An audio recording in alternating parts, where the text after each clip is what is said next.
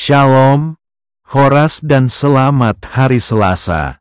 Topik yang menjadi nats dan bahan renungan untuk menguatkan iman kekristenan kita pada hari ini, Selasa, tanggal 11 Maret tahun 2025.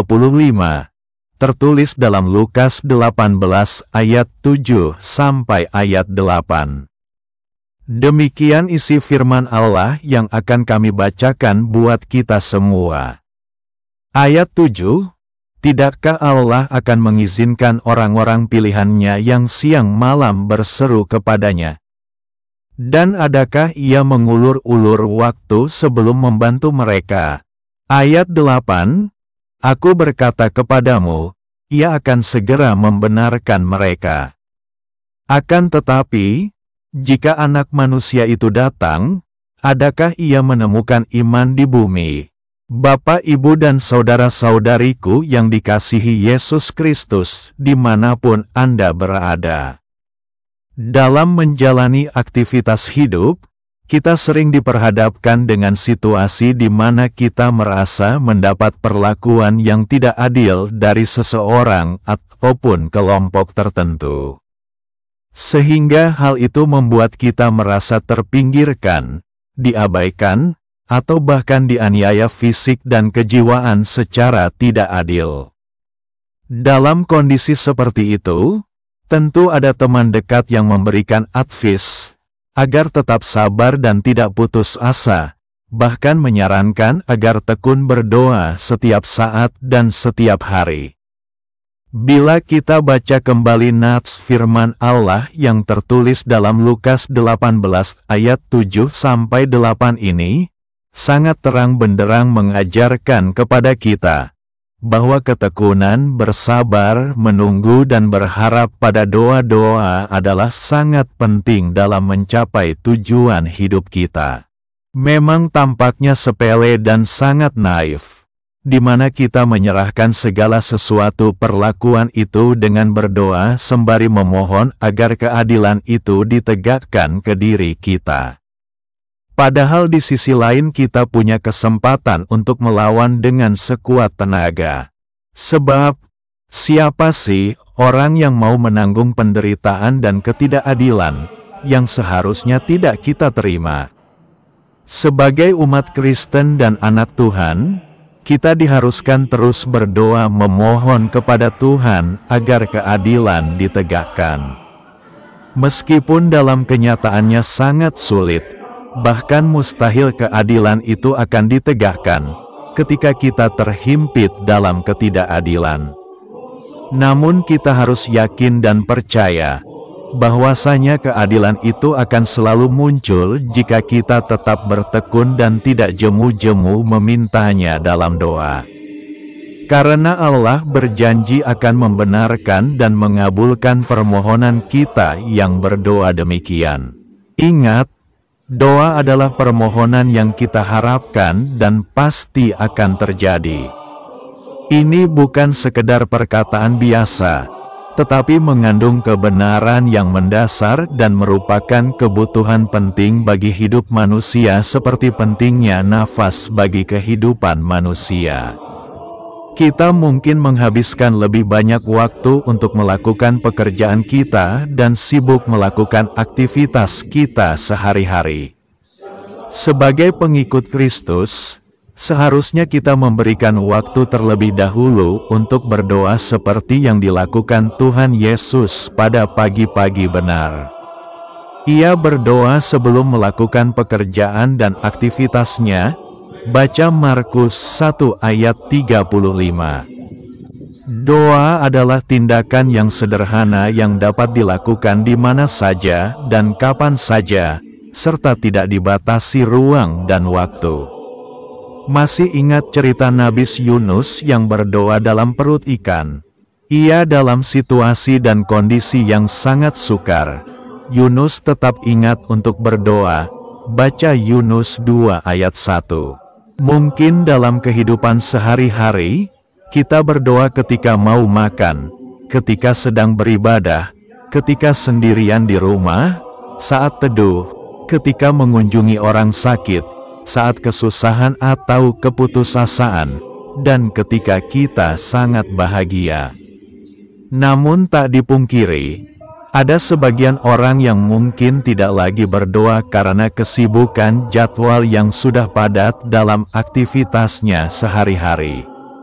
Atau ada orang yang dulunya tekun berdoa, namun karena doanya tidak kunjung dijawab Tuhan, dia tidak lagi berdoa sama sekali. Dia menganggap Tuhan tidak mendengar doa-doanya. Bahkan lebih mirisnya lagi, ada orang yang menganggap bahwa berdoa tidak ada artinya dan tidak berfaedah sama sekali.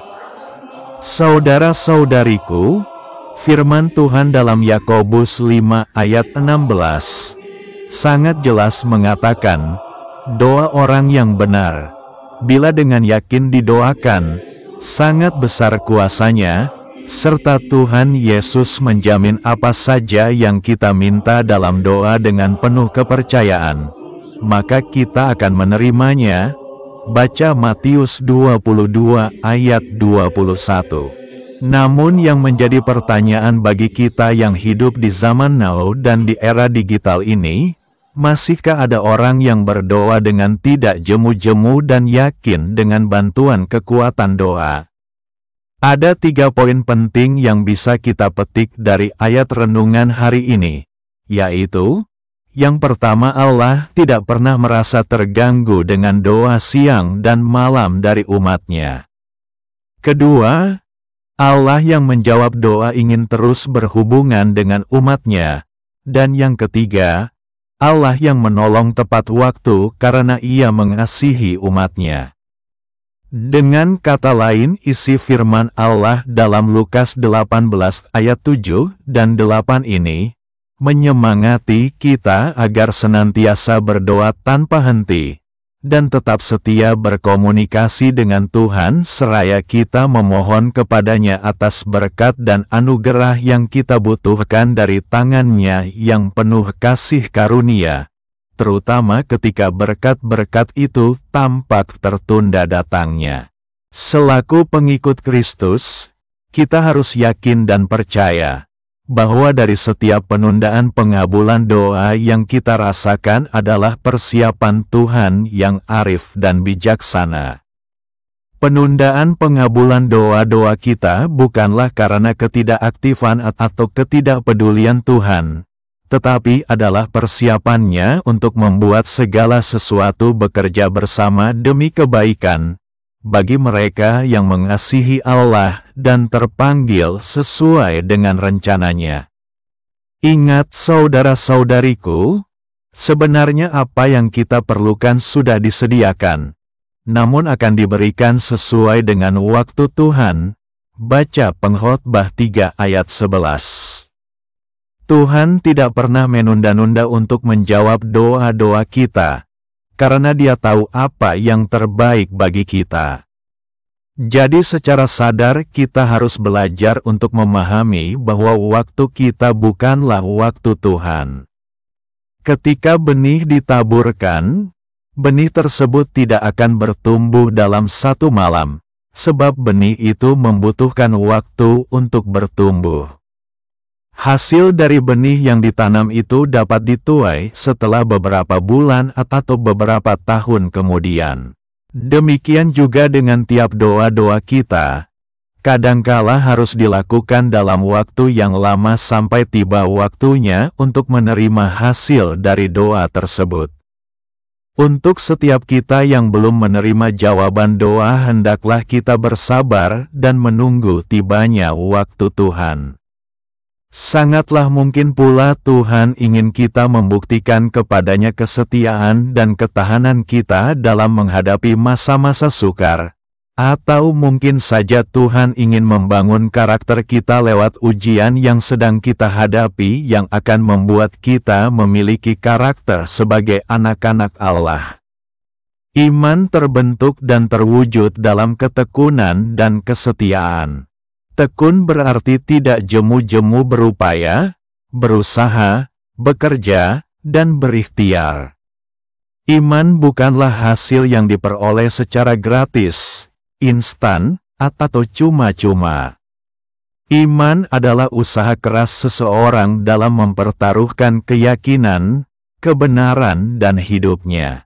Jadi, seorang beriman bukan diperoleh dari hasil tanpa bekerja atau hanya berdoa, dan atau langsung mendapatkan segala sesuatu yang diinginkannya. Melainkan iman itu adalah hasil yang diperoleh dari belajar, tekun, dan berusaha sekuat tenaga dan pikiran. Sebagai anak-anak Allah yang telah dibenarkan dan diselamatkannya, marilah kita berdoa dengan tidak jemu-jemu, baik untuk diri sendiri, bagi keluarga, tetangga, masyarakat, pemerintah, pemimpin dan bagi gereja kita supaya diberikan hikmat dan kebijaksanaan dalam melaksanakan tugas dan tanggung jawab selaku umat Kristiani dalam kehidupan di dunia ini. Sebesar dan seberat apapun permasalahan, pergumulan dan penderitaan hidup yang kita hadapi, di dalam Tuhan selalu ada jalan keluarnya.